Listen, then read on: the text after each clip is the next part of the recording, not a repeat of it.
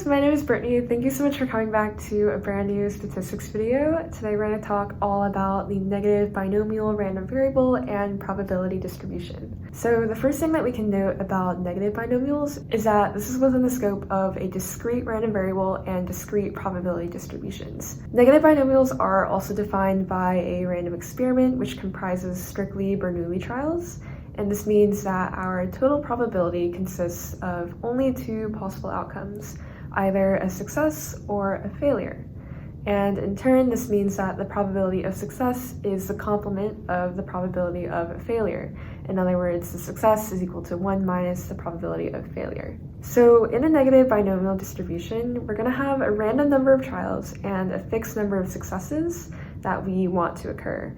And this number of successes can be represented by the letter lowercase r.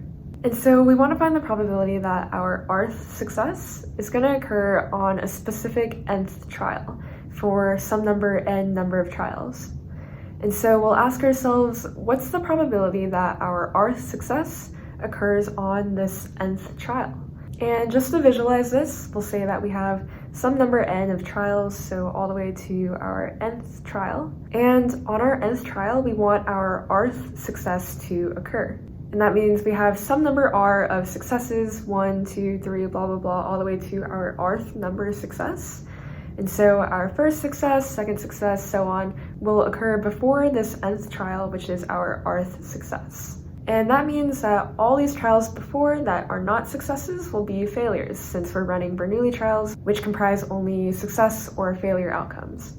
Alright, so we can also write a probability mass function for the discrete negative binomial random variable and its probability distribution. We can represent this as a lowercase f of x function, which is equal to the probability that our negative binomial random variable x is equal to some instance.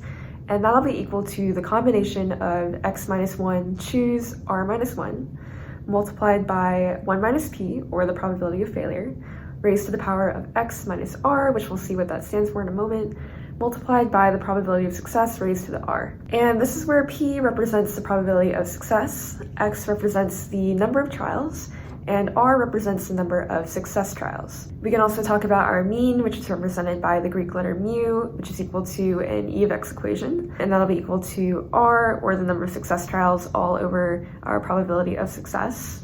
And our variance, which is sigma squared for a population, which is equal to v of x, is equal to our number of success trials, which is r, multiplied by the probability of failure, all over the probability of success squared.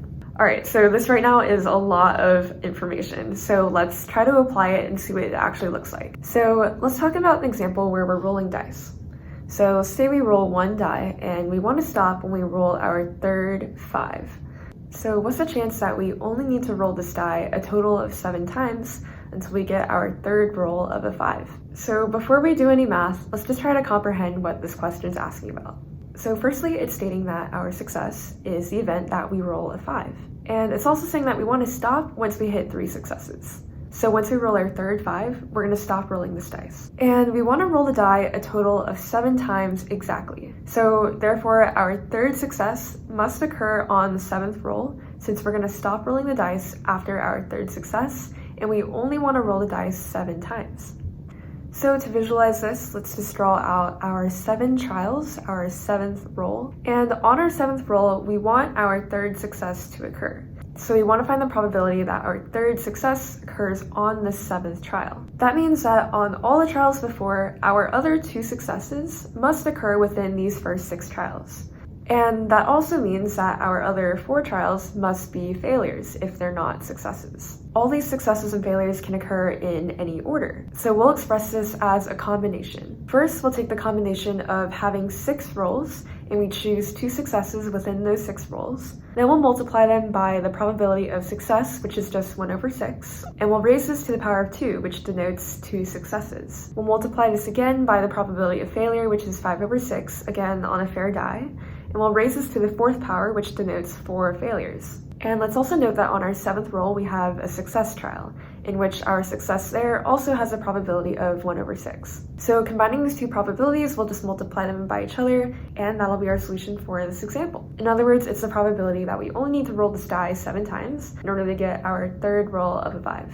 Now we can also expand this and talk about mean and variance. So mean is mu, which is equal to e of x for a population.